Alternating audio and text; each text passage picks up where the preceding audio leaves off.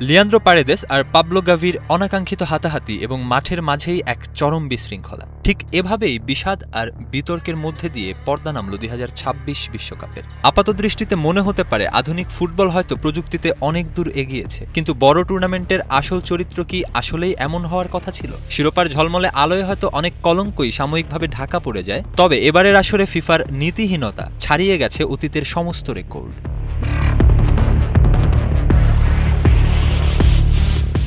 রাজনৈতিক চাপ আর মহাতারকাদের খুশি করতে গিয়ে ফিফা এবার ৬৪ বছরের পুরনো নিয়মও অবলীলায় পাল্টে ফেলেছে। লাল কার্ড পাওয়া ক্রিস্টিয়ানো রোনালদোর নিষেধাজ্ঞা কমিয়ে তাকে শুরু থেকে খেলানো, কিংবা ক্লাব বিশ্বকাপে লিওনেল মেসিকে জায়গা করে দিতে যোগ্যতার মাপকাঠিটায় রাতারাতি বদলে দেয়া, সবকিছুতেই ছিল ফিফা প্রেসিডেন্টের চরম স্বেচ্ছাচারিতা। যুক্তরাষ্ট্রের ফোলারিন বালোগানকে নিয়ে হওয়া বিতর্কও চোখে আঙুল দিয়ে দেখিয়েছে ফুটবলের নিয়মকানুন এখন আর সবার জন্য সমান নয়। সাধারণ দর্শকদের জন্য বরাদ্দ টিকিটের কোটা কমিয়ে এই বিশ্বকাপকে বানানো হয়েছিল ধনকুবেরদের বিলাস বহুল এক প্রদর্শনী।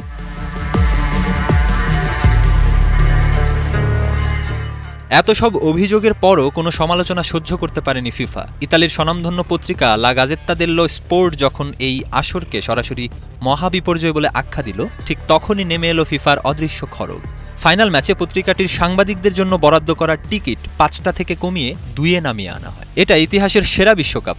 এই মিথ্যা বয়ান মানতে অস্বীকৃতি জানালেই সাংবাদিকদের প্রতি ফিফা দেখিয়েছে একনায়কতন্ত্রের চূড়ান্ত রূপ। গত ৬টি বিশ্বকাপের মধ্যে মৌলিক সুযোগ সুবিধার দিক থেকে এবারের আসরটি ছিল সবচেয়ে বাজে।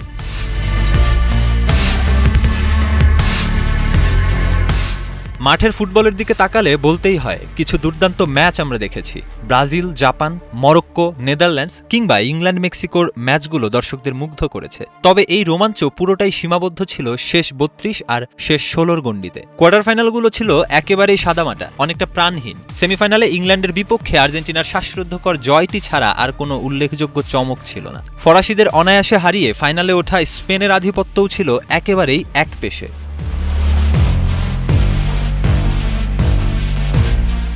কৌশলগতভাবে সবচেয়ে যোগ্য দল হিসেবেই হয়তো ট্রফি জিতেছে স্পেন, তবে ফুটবলীয় আভিজাত্য, ফেয়ার প্লে আর আবেগের মানদণ্ডে এবারের বিশ্বকাপ বহু গুণ পিছিয়ে আছে। ২০০৬ বা ২০১৪ সালের মতো কিংবদন্তি আসরগুলোর তুলনায় এই আসরের অবস্থান ঠিক কোথায়, সেই বিচার হয়তো মহাকালের হাতেই তোলা রইল। তবে বাণিজ্য আর বিতর্কের কালিমায় মোড়ানো এই আসরটি ফুটবল ইতিহাসে এক আক্ষেপের নাম হয়েই বেঁচে থাকবে। মেহেদী হাসান সুমন, ৭১।